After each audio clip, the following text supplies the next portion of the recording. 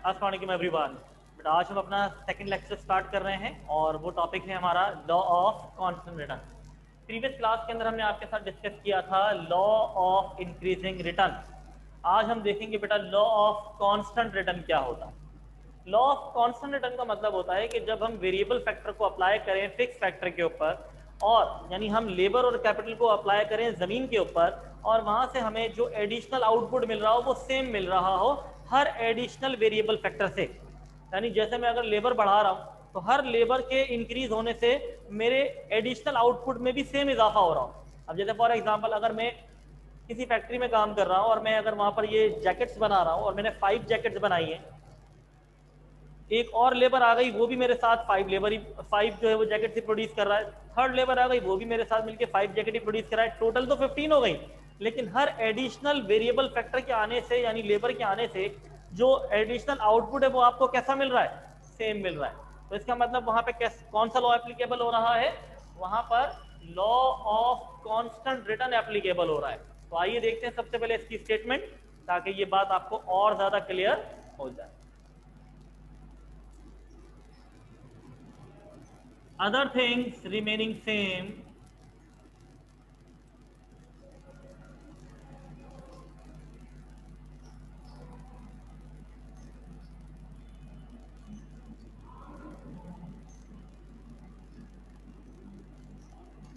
when we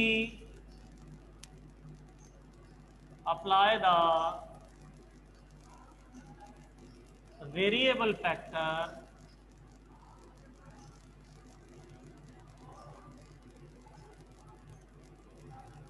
जो कि बेटा लेबर और कैपिटल है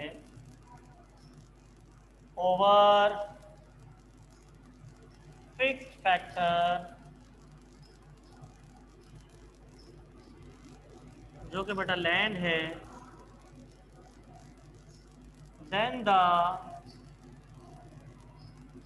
एडिशनल रिटर्न जिसको हम बेटा मार्जिनल रिटर्न भी कहते हैं रिमेन कांस्टेंट।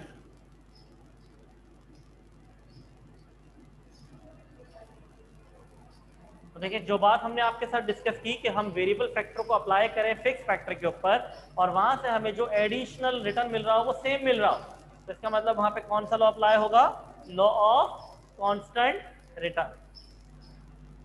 अब बेटा इसी बात को प्रूव करने के लिए हम आपके सामने इसका स्केड्यूल ड्रॉ करेंगे ताकि ये बात आपको और ज्यादा क्लियर हो जाए।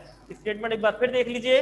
Other things remaining same when we apply the variable factor labor slash capital over fixed factor land, then the additional return remain constant. Okay जी, now we are moving towards the schedule। तो बड़ा जरा schedule देखेंगे सब लोग।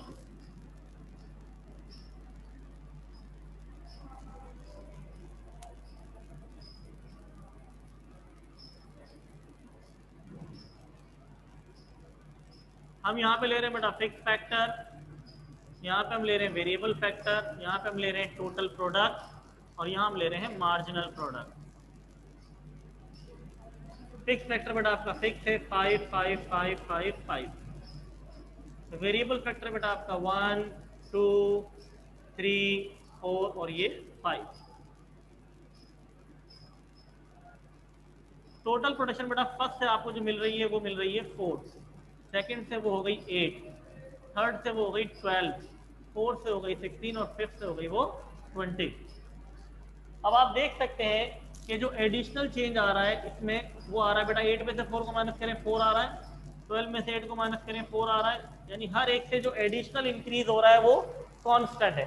तो मैंने आपसे क्या कहा था कि जब हम वेरिएबल फैक्टर को अप्लाई करें फिक्स फैक्टर के ऊपर तो आपको जो एडिशनल प्रोडक्ट मिले वो कैसा मिले, कांस्टेंट मिले। तो इसका मतलब यहाँ पे कौन सा लॉ अप्लाई हो रहा है, डेफिनेटली यहाँ पर जो लॉ अप्लाई हो रहा है वो कौन सा है, लॉ ऑफ कांस्टेंट रिटर्न। अब बेटा हम इसका ग्राफ आपके साथ डिस्कस करेंगे ताकि आपको ये कॉन्सेप्ट और ज्यादा क्लियर हो जाए।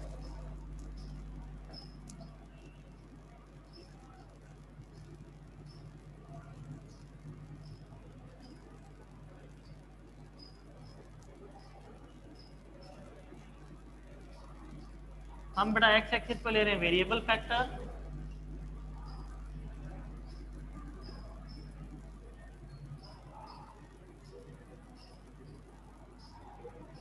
ये 1, ये 2, ये 3, ये 4 और ये 5। और वेरिएबल फैक्टर बेटा सबके लिए क्या है, वो 4 ही है। इसीलिए आप देखें फर्स्ट पे भी 4 आ रहा है, सेकंड पे भी 4 आ रहा है, थर्ड पे भी 4 आ रहा है, फोर्थ पे भी 4 आ रहा है और 5 पर भी 4 आ रहा है। ये लाइन आपकी मार्जिनल प्रोडक्शन की है और हर एक से आपको कैसा रिटर्न मिल रहा है, सेम मिल रहा है। तो इसका मतलब ये ग्राफ रिप्रेजेंट कर रहा है कि जब हमने वेरिएबल फैक्टर को अप्लाई किया फिक्स फैक्टर के ऊपर, तो आपको जो एडिशनल आउटपुट मिल रहा है वो कैसा मिल रहा है, सेम मिल रहा है, कांस्टेंट मिल रहा है। तो this is the second law. अब हम इसको बेटा एक्सप्लेन करते हैं कि किस तरीके से हम इस शेड्यूल और ग्राफ को एक्सप्लेन कर सकते हैं। तो आपने बेटा एक्सप्लेनेशन को सुनना है जरा गौर से कि it is clear from the above graph and table, it is clear from the above graph and table, when we apply the first unit of variable factor over fixed factor, then the additional return is 4.